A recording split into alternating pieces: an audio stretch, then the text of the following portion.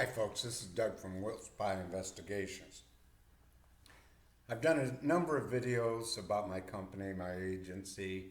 Uh, this is more or less a warning, a cautionary tale, something to do with, I'll explain your rights in Nicaragua. Those of you that have followed me, watched my career in Central South America know that I've lived in Venezuela, and worked there, Colombia, Costa Rica, and Nicaragua. Thus, I do know what I'm talking about, and I'm telling you everything I'm about ready to explain to you and tell you is the truth. If anyone wants to come up with the money, boom, I'll do a polygraph. So, in this video, I want to explain Nicaragua. For those of you that are going to do a vacation or possibly invest in Nicaragua, and particularly in Nicaragua, I want to talk about the Rivas area, which encompasses Ometepe, San Juan del Sur, and of course Rivas. In the beginning, we need to understand Nicaragua. You can paint any kind of picture you want, but Nicaragua is a communist country. I don't care what you want to call it. You can look up the president and his batshit crazy wife that believes and practices voodoo. Okay,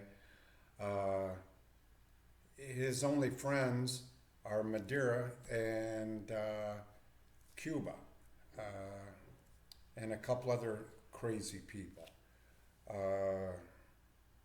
Recently, 3 years ago, we had a riot down here where the police murdered journalists that were trying to cause a riot, and police also tried to use a Nicaraguan's house for snipers. The people said no, and the police set their house on fire and set a 3-year-old baby on fire. No one was held accountable to the journalist. No one was held accountable to the baby. And everybody has tried to brush that underneath the rug. And most people are trying to brush under the rug are North American investors because they've got money tied up in this country, and particularly in Ometepe and the tourist areas, because they want to get the money back, quite frankly. And it's understandable, but I don't want you folks to get caught in what I was the unfortunate recipient of.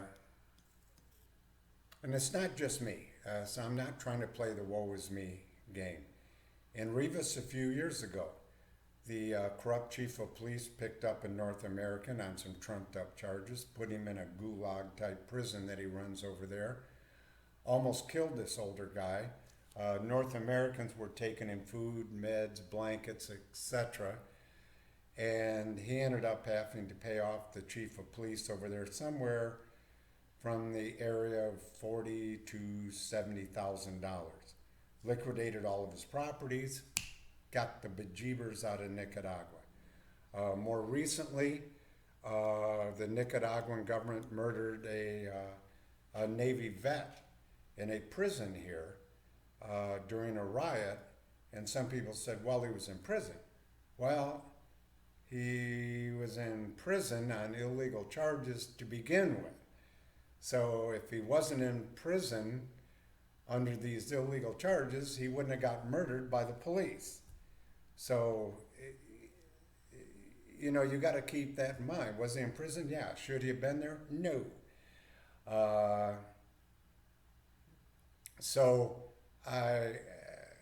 A lot of people are under the misconception they have certain rights in any country they go to. And to a certain degree, you have those rights. It's just that the government doesn't necessarily need to let you enjoy those rights. And in a communist country, you're not going to get them.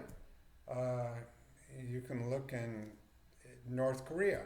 Almost killed that kid from the United States. Well, in fact, they did kill him. They let him out of prison just in time to die in the United States. You look at the young lady that was in prison for many, many years in Europe. Uh, and she was finally let go. You can look at the woman in Costa Rica that was tried 3 times for the same crime that she didn't commit, and when the prosecutor didn't like the results, he just kept charging her. That's what you can kind of expect. And in a communist country, you can expect even worse.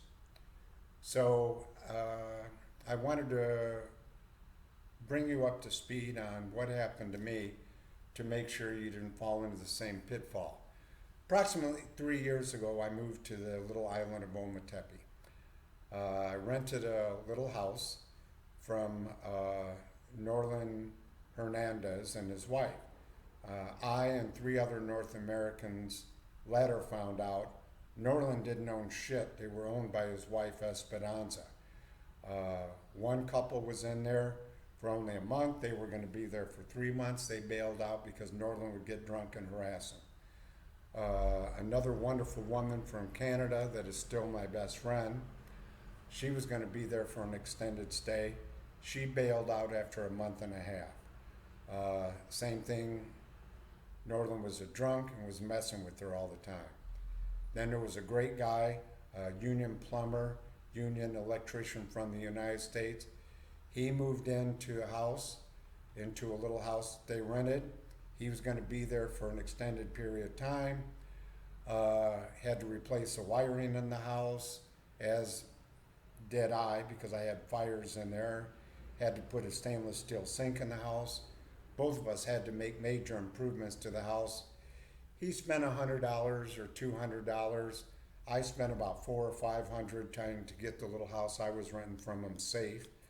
And after Esperanza's son came to his front door one night, dropped his pants and asked this North American to have sex with him. Yes, I did say him. The North American bailed out. Shortly thereafter, they forged the North American's name to a rental contract, took that to the police department here on Ometepe in Moyogalpa. Moyogalpa enforced that illegal rental agreement and forced the North American to come into the Moyogalpa Police Department, sign another contract, which is illegal of them, to get involved in a civil matter in Nicaragua. This is Nicaragua law. This isn't my law. This isn't U.S. law. Nicaragua law plainly states police cannot get involved in civil matters. That's been verified by everybody. They forced this North American into paying an additional $100 a month to Norland and Esperanza for approximately 6 months. He paid the extortion. After 3 years, I got fed up with Norland assaulting me, coming in my house, taking money off my table. Esperanza's son stealing expensive shirts off the clothesline, and I moved into a place just outside Moyogalpa. Cute little 1-bedroom house, and was in the process of opening the only smokehouse restaurant on the island. Unfortunately, I didn't know it, but I had come under the scrutiny of this chief of police in Rivas, Nicaragua, because I had gone out and bought a new motorcycle, and because I was dropping money in this restaurant. He thought that I had money. And at the same time, Northern and Esperanza, they tried to extort money out of me. And they took me to the Juzgado, which is the equivalent of a magistrate, a small claims court in the United States. Their courts threw the case out and said, no, this North American doesn't owe you money. Get out of here. On the way out, the magistrate in there, a very nice lady, told my attorney and I that this Norland guy cannot be trusted. Subsequently, on a Thursday, Esperanza contacted me and she wanted me to give her 1,000 Cordobas for a motorcycle that she had that I used a few times because she had lost the paperwork when I told her I didn't want it anymore and she turned it back into the bank. It was never my moto. And she went up to the police department, and again, the Moyogalpa Police Department got involved in extortion, or tried to get involved in extortion with me, came down the street, ordered me to pay this lady 1,000 Cordoba, approximately $30, $40. I politely told him if my attorney says yes, I'll be more than glad to do it. The cop from Moyogalpa told me he didn't care what my attorney said, be in his office at 10 o'clock the following morning, and that would have been on a Friday, and give Esperanza the 1,000 Cordobas that she demanded. I called my attorney called the Husgao. The Husgao says, no, don't pay this is extortion. Now it gets fun. Saturday morning, about 5:30 in the morning, my life turned inside out. I've got the chief of police of Moyogalpa and 4 or 5 other people banging down my front door. Didn't know why. I put my dog on a leash, took him out, tied him to a tree.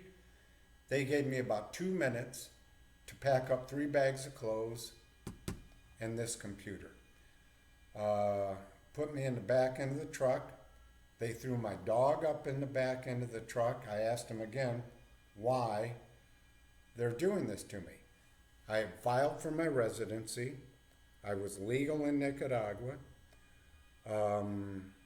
My residency had been filed in Grenada at a government office during the riots. The U.S. Embassy had a copy of my residency, so I had my gluteus maximus covered. And in this computer, I had some of the paperwork for my residency. They told me to shut up and somebody would tell me later. At the same time, Rocky growled at the chief of police. He ordered a kid there to put an AK-47 to my head. He reached up, kicked me in my left hip, said if my dog growled at him again, he was going to kill my dog. I wrapped my arms around my dog, tried to get him under control.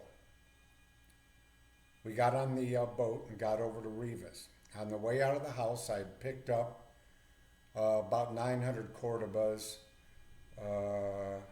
or more than 900 Cordobas. It came out, about 900 Cordobas. And they took that from me in Rivas. They had a guy follow us on my moto. We went to the Rivas Police Department. Same time, they refused to tell me why I was being picked up, why I was there, anything else. They tried unloading me out of the truck. Because of the kick on the hip, I couldn't walk. I didn't know if he broke my hip. I didn't know what was going on. So they kind of carried me over to a cement wall and told me to sit there. After a few hours, they loaded me up, took me to the local hospital. While I was there, I met a guy. He said he would try to contact the U.S. Embassy for me. Don't know if he ever did. They took me back to the police station where my new moto was loaded in the back end of the truck. Rocky was nowhere to be found. This is going to sound corny, but I have no family. And this crazy little street dog, Rocky, is all I've got in my life. They put me in the back seat of a small pickup truck. I had a fat girl on my right-hand side, another kid on my left-hand side, and an AK-47 barrel pointed here, and an AK-47 barrel pointed here, with my 3 bags of clothes in front of me. Been through a few things in my life, guys. But having two AK-47s pointed at your head going down bumpy roads for 3.5, 4 hours to Managua is an experience that I wouldn't wish on any of you. When they checked me into the holding area, I again asked while I was being held. But the guy at the holding area noticed that I couldn't walk. It was absolutely impossible for me to walk. So they loaded me up, took me to SEMA Hospital. SEMA Hospital ran a number of tests, some x-rays. They admitted me into the hospital. This would have been late Saturday evening, and held me in there for 2 days. Come to find out, the chief of police of Moyogalpa has done permanent damage to the sciatic nerve in my left hip. Every day I would ask why I'm being held. The doctors didn't know. The guard didn't know. Finally, I got out of the hospital. This would have been Tuesday or Monday. Took me back to the holding area, put me in a cell with 3 or 4 other guys. I'm not going to lie and tell you this is a real bad cell, blah, blah, blah, because it wasn't. I did have a bed, but every time they would come by to feed me, they would take my food and pour it on the floor and say, "This is for Donald Trump." I'm not political. Don't get involved in that. And finally, after a couple of days, the doctor was constantly bringing me pain meds. And he saw the guards do this. And he says, "You can't do this." He said, "You're going to kill this American with these meds I'm giving him." He said, "You got to give him food." Well, they came back, took spaghetti, put it on a plate and shoved it at me. And I said, "How am I going to eat spaghetti?" And he said, "With your hands." And with every ounce of strength I've got in me, I pulled myself up through the bars. And one of the guys in there helped me get up. And I told him, I said, "I'm an American." I said, "I'm a man." I said, "I'm not a monkey." I said, "I'm not eating spaghetti with my hands." And the doctor ordered them to get me a plastic scuchara. That's a spoon.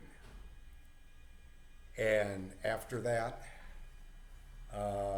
they quit pouring my food on the floor, and I got a spoon to eat with. I had made up my mind at that point. I didn't know if Rocky was dead. I didn't know if I was going to be dead. The AK-47s, I'm not going to lie to you, scared the living hell right out of me. And at the same time, I had no idea why I was there. Finally, Tuesday, they came in and threw a new uniform at me and said the embassy was there. They put me on a wheeled type chair and rolled me into the embassy. And we sat down. A very nice young man from the U.S. Embassy was there to talk to me. And I asked him, I said, "Why am I here?" And he said, "They're claiming that you're here illegally." But he threw some paperwork, not threw it at me, laid the paperwork on me and said, "This is you, isn't it?" And I said, "Yes."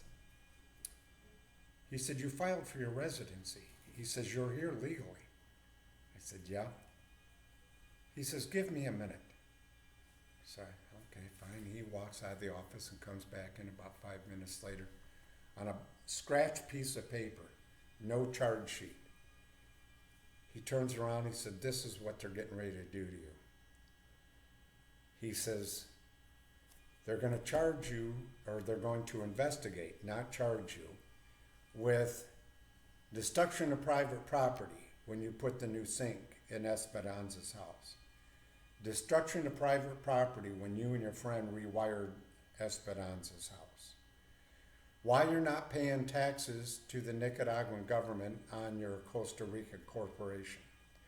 Why you're not paying taxes on your pension from the United States to the Nicaraguan government.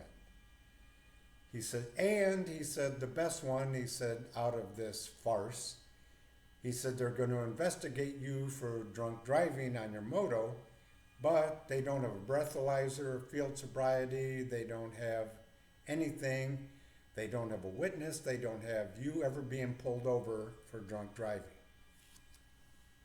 I was stupefied. I said, what are we going to do? What can I do? He says, well, he says, it looks like, he said, your residency file was burnt at the government office. He said, I presented this. He said, and they don't care. He said, they can hold you for 3 to 8 weeks on each one of these charges while they're investigating them. He said, in essence, he said, they're not going to charge you because they know they can't get a conviction. But he said, they can hold you in that tiny little cell for 3 or 4 months without ever being charged. He said, they're going to make a deal with you like they have other North Americans. And that is, they're looking for extortion money. You can pay them off and go back to your life, or you can get out of the country.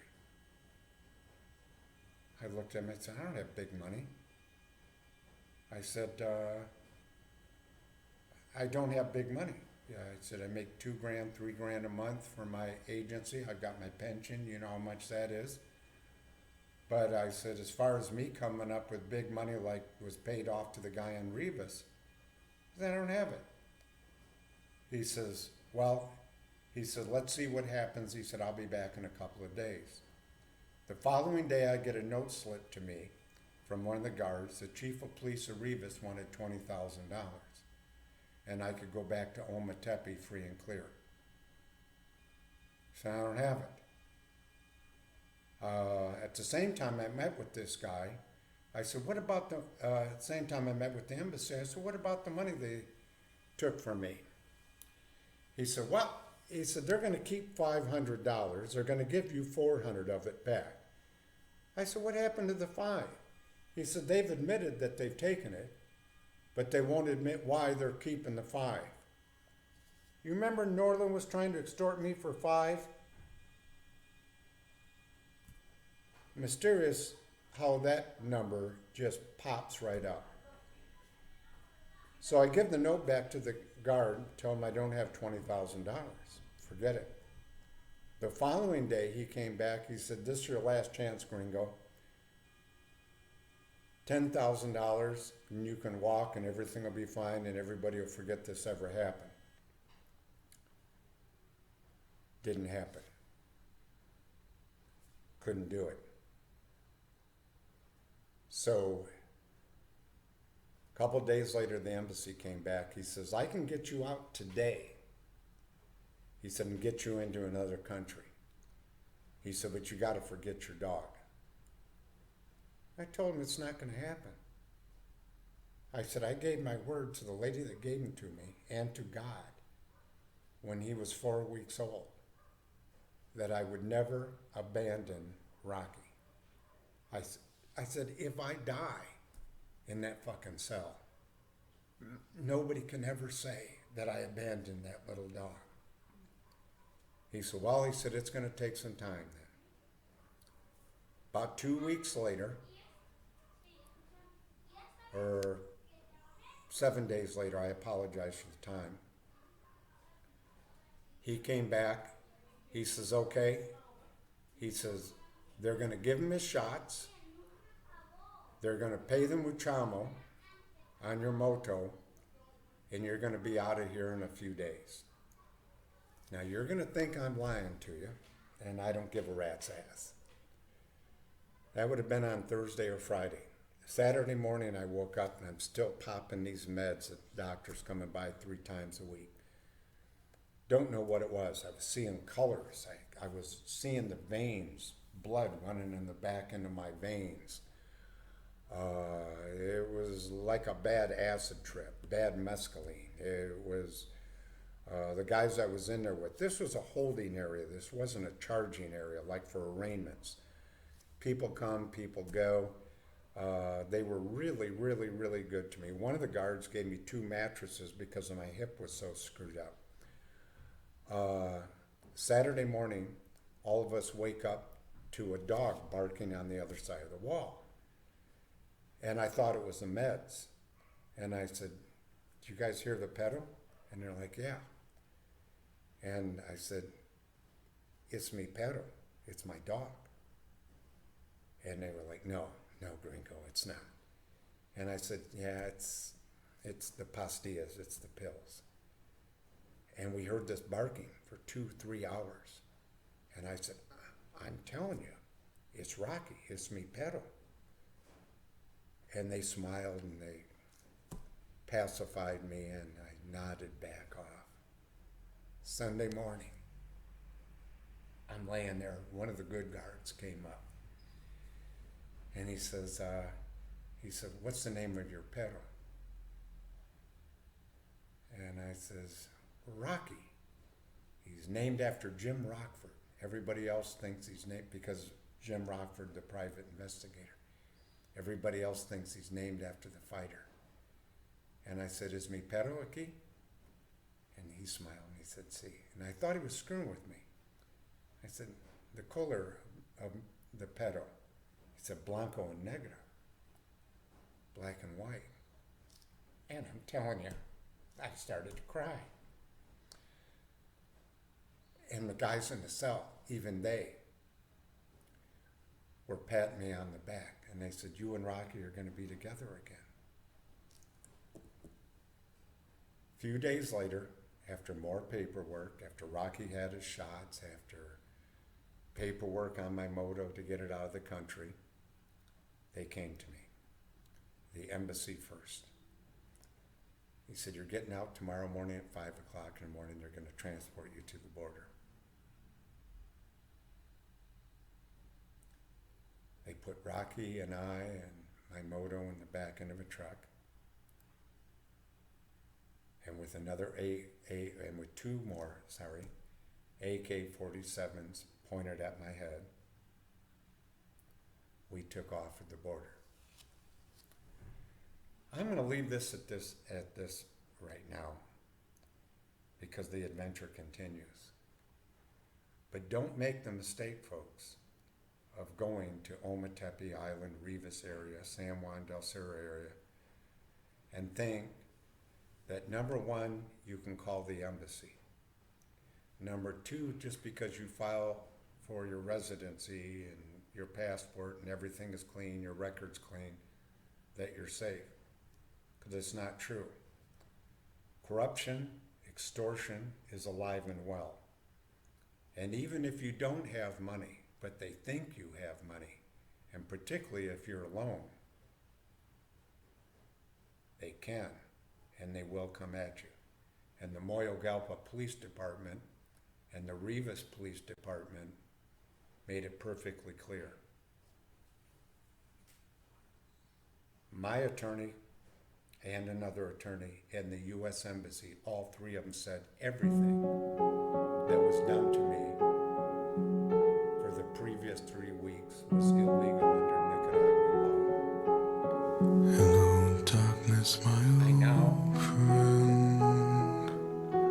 I've come to talk with you again, because a vision softly creeping left its scenes while I was sleeping, and the vision that was planted in my brain still remains within the sound of silence.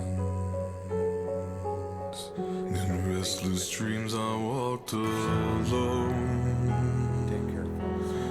narrow streets of cobblestone, neath the halo of a street lamp. I turned my collar to the cold and damp, when my eyes were stabbed by the flash of a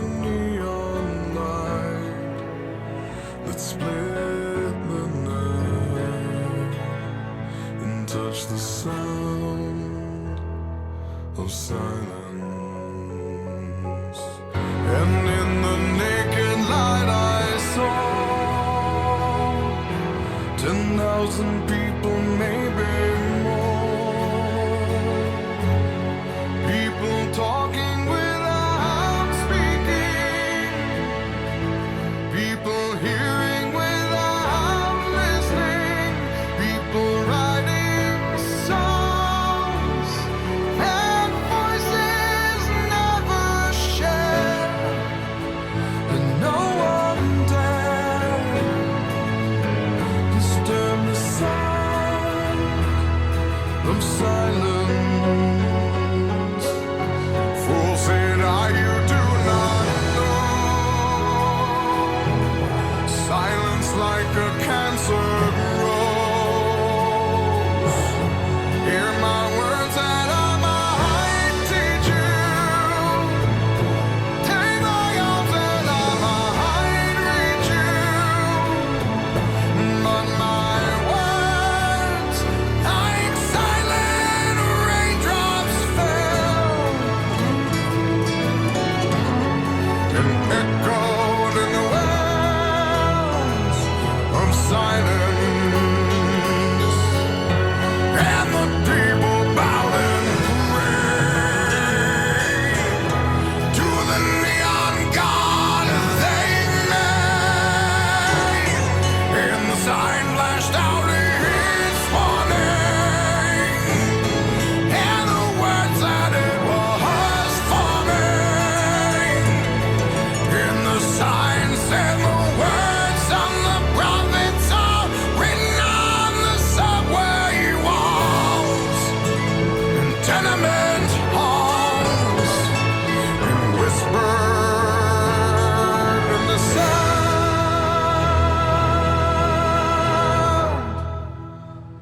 of silence.